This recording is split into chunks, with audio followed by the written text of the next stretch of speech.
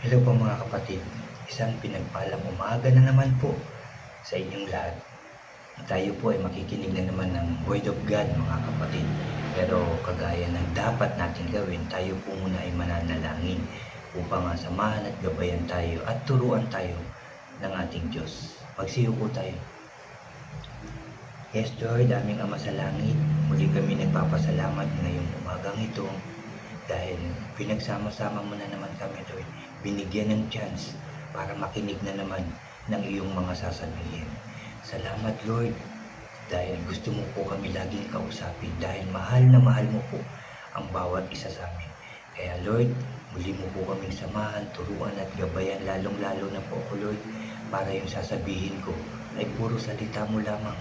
And I pray sa pangalan ng Panginoong Hesus, lahat ng aming maririnig na yung mga salita ngayong umagang ito, maisabuhay namin at ma-share namin sa ibang tao, lalong-lalo na sa aming mga mahal sa buhay. Salamat po muli, Lord. Salamat, Jesus. Salamat, Holy Spirit. Salamat po dahil kiniklaim na namin ang katagumpayan ng aming gawain ito. Pinupuri ka namin, pinasasalamatan, sinasamba ka namin sa tanging pangalan ng aming Panginoong Hesus. Lahat tayo ay magsabi ng Amen and Amen. Amen po. At ito po ang aking channel.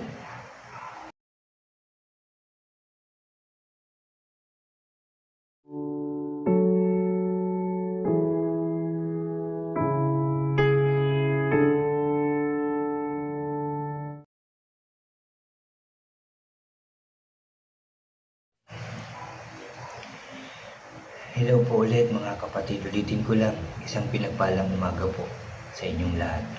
Bago po tayo mag-umpisa mga kapatid, unahin ko lang yung mga bago po dyan sa aking channel. Huwag niyo pong kalimutan na mag-subscribe.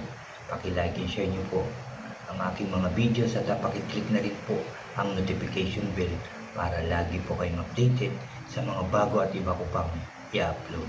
Salamat mga kapatid, salamat. Mga kapatid, nandito pa rin po tayo sa Book of Esther. At dito po tayo ngayon sa chapter 6.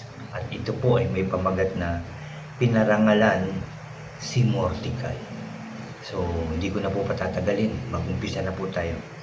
Ang aking isi-share po sa inyo ay dito sa verse 6 hanggang 13 po ng chapter 6 po.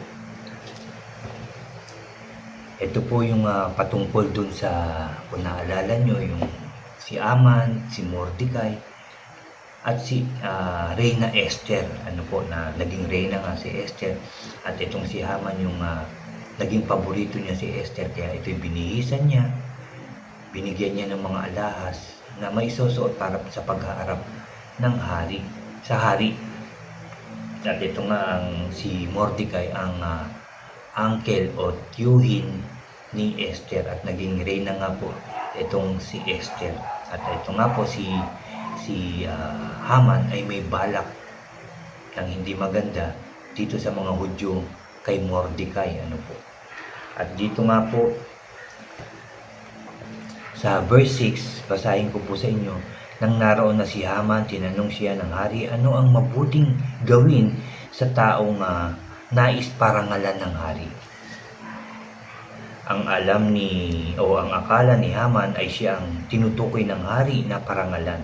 Kaya sinabi niya, ito po ang gawin nyo, mahal na hari. Ipakuha nyo ang isa sa inyong mga damit na panghari na nasuot na at ang isa sa mga sinasakyang nyong kabayo na may sagisag na hari ng hari na nakasuot sa ulo nito.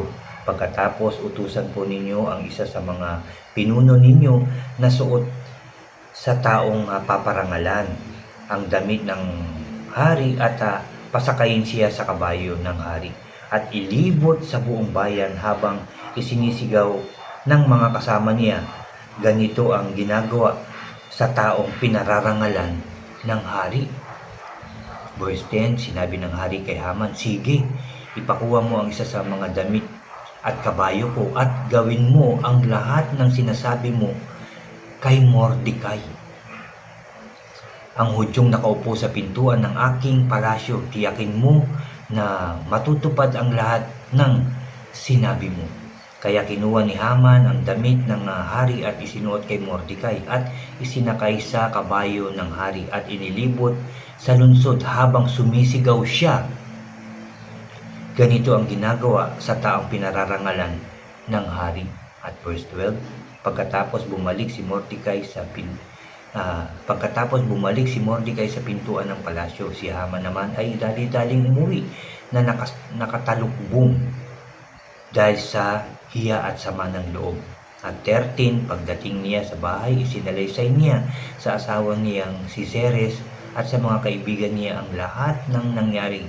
Sinabi sa kanya ng asawa niya at mga kaibigan na mga tagapayo niya at mga tagapayo, unti-unti ka nang nadadaig ni Mordecai. Hindi mo siya madadaig dahil isa siyang Hudyo. Tiyak na ikaw ang matatalo. Salamat sa salita ng ating Diyos.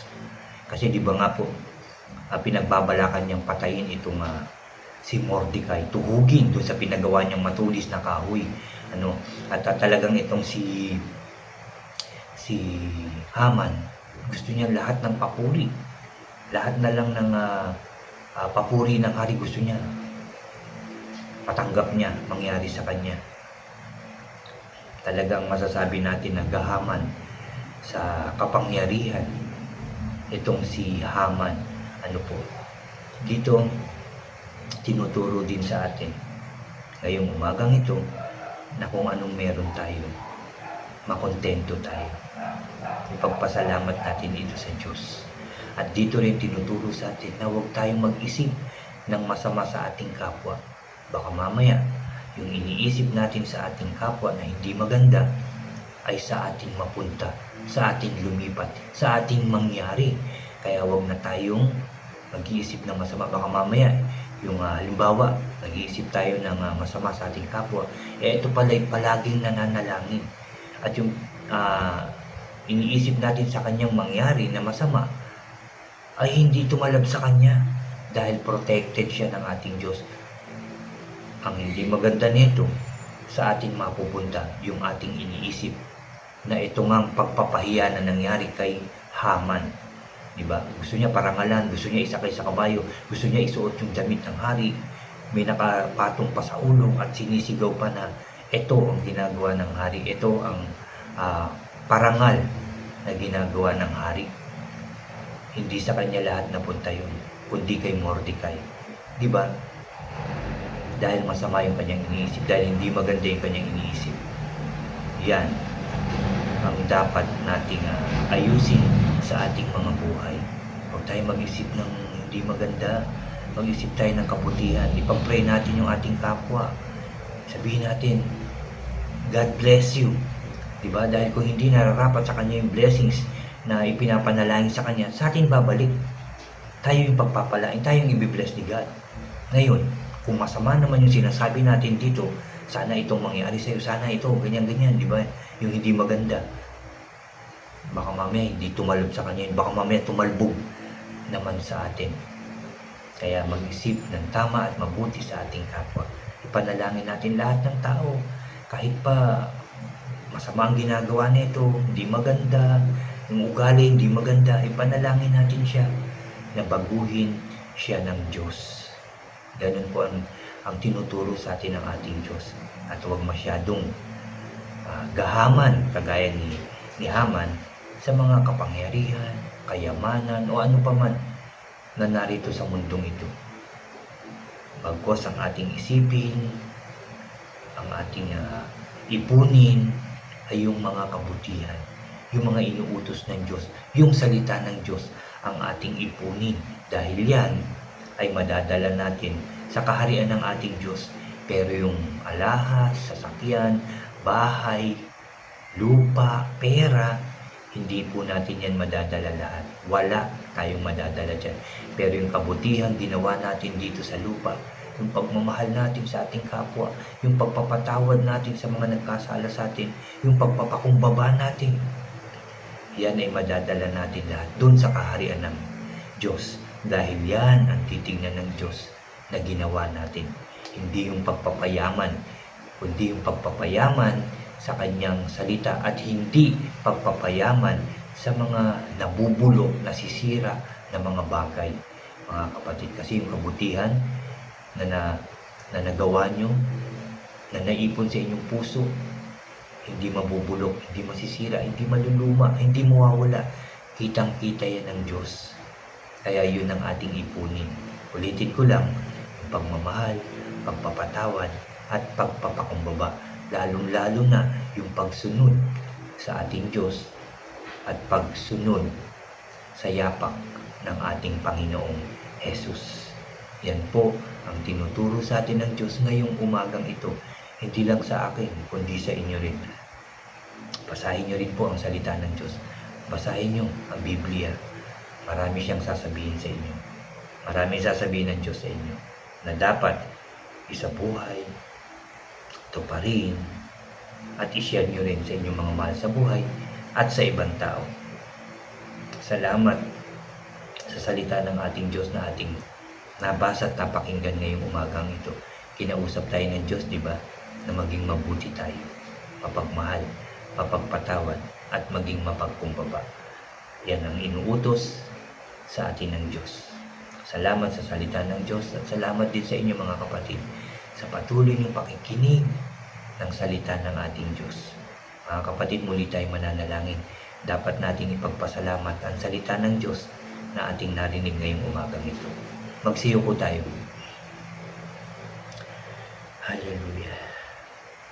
Yes, O God, Father God in heaven, pinupuri ka namin, pinasasalamatan, sinasamba ka namin. Ama, maraming salamat na naman sa iyong mga salita na aming nadinig ngayong umaga. Dito, napakarami mo na namang tinuturo, inuutos sa aming lahat. Salamat Lord dahil dito tinuturo mo sa amin ang maging mabuting tao, mapagmahal, mapagpatawad at mapagkumbaba. Huwag magpayaman ng mga bagay na nabubulok, nasisira, naluluma, nananakaw, kundi ang aming pagyamanin, ang aming ipunin ay ang iyong mga salita at paggawa ng kabutihan. Dahil yan ay madadala namin sa iyong kaharian at yan ang titingnan mo sa amin, sa aming mga puso, sa aming pagkatao. Salamat Lord, salamat Jesus, salamat Holy Spirit, salamat Lord dahil palagi mo kaming kinakausap.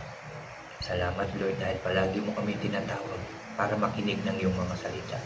Salamat Lord dahil lagi mong binubuksan yung aming puso at isipan para lubusan namin itong maintindihan at maisabuhay ang iyong mga salita. Thank you Ama. Thank you Jesus. Thank you Holy Spirit. Tunay ang iyong pag-ibig sa amin Lord. Maraming salamat po. Hindi po kayo nagbabago sa amin. Salamat po sa iyong mga promises sa aming lahat. Kagaya ng sinabi mo sa iyong salita, Lord, na yung plano mo sa amin. For I know the plans I have for you. Yung plans to prosper you and not to harm you. Plans to give you hope and a future. Salamat dahil bibigyan mo kami ng maayos na future, maayos na buhay, masaganang buhay. Dahil yan po ang iyong pangako sa amin lahat. Magtatagumpay kami sa pangalan ng aming Panginoong Hesus. Thank you Lord sa katagumpayan ng aming gawain ito. Hanggang bukas po ulit, tawagin mo po ulit kami, samahan mo po ulit kami para kami po ay makinig na naman ng iyong mga salita. Salamat uli Lord for all the blessings, guidance, and protection. Salamat po dahil ang tagumpay namin ay sunod-sunod sa pangalan ng aming Panginoong Hesus. Pinupuri ka namin, pinasasalamatan, sinasamba ka namin. Sa iyo lamang o Diyos ang pinakamataas na papuri at pagsamba sa tanging pangalan ng aming Panginoong Hesus. Lahat tayo ay magsabi ng Amen and Amen. Amen po. Salamat sa ating Diyos. Alam ko mga kapatid, dinig ng Diyos ang ating panalangin.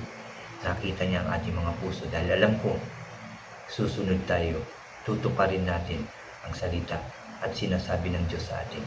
God bless po sa inyong lahat at God bless po sa ating lahat.